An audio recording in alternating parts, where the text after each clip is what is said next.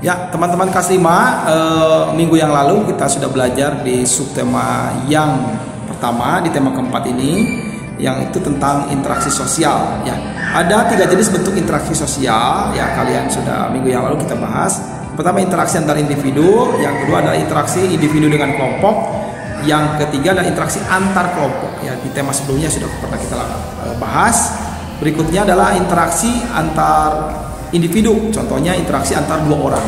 Ya, misalnya Pak Teddy dengan siapa, salah satu siswa. Nah, contoh ini saling berbincang-bincang dengan teman. Berikutnya menyapa tetangga. Nah, kalian biasanya menyapa tetangga. Itu juga individu ya, contohnya bermain ataupun dokter dengan pasien. Berikutnya interaksi individu dengan kelompok. Interaksi antara seseorang dengan kelompok. Siapa? Contohnya guru dengan kelompok murid, kelompok siswa kelas 5 misalnya. Lalu seorang narasumber berbicara saat seminar. Nah, berikutnya misalnya seorang siswa membaca pantun di kelas. Nah, berikutnya ada yang ketiga, interaksi antara kelompok dengan kelompok. Jadi ada lebih dari 1 orang. Itu misalnya lomba tarik tambang, itu kan tim, ya, itu tim. Lalu biasanya 3 kelompok yang sedang memenangkan perlombaan, bersaing memenangkan perlombaan. Contohnya itu. Nah, berikutnya di sini lihat yang A dan B, ya. Perhatikan ya gambarnya. Di sini yang A interaksi sosial yang mengarahkan pada persatuan. Ya, dia sedang diskusi pelajaran atau apa. Yang B interaksi sosial yang mengarah pada perpecahan. Mungkin ada yang berkelahi segala macam. Nah, interaksi sosial pada gambar A merupakan interaksi positif yang memberikan manfaat. Ya, yang interaksi sosial pada gambar B itu merupakan interaksi negatif yang dapat merugikan kedua belah pihak. Rugi kalau kita sudah berantem ya, ataupun apapun. Nah, yang berikutnya, interaksi untuk menjaga persatuan merupakan interaksi yang baik. Ya, contohnya apa ya? Dengan menjaga interaksi yang baik antar seluruh masyarakat dan segala aspek kehidupan seperti ekonomi, sosial, budaya maupun politik diharapkan dapat mendukung pembangunan sosial. Ya, itu.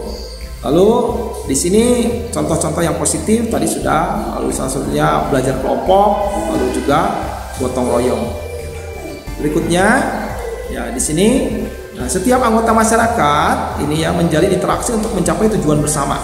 Ya, salah satu tujuan tersebut adalah menciptakan lingkungan yang bersih, aman dan tentram. Enak kan kalau kita lingkungannya bersih, aman dan tentram.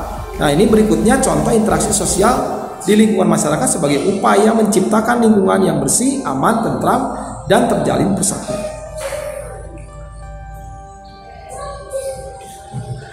Nah, ini satu misalnya kerja bakti secara rutin, ya, gotong royong. Yang kedua adalah ada ronda malam, siskambling, tapi mungkin di kalian yang punya di perumahan ada pasatpam. Yang ketiga musyawarah, ya, musyawarah. Ya, untuk mencapai mufakat. Yang berikutnya saling menghormati dan menghargai, baik itu budaya, agama. Ya.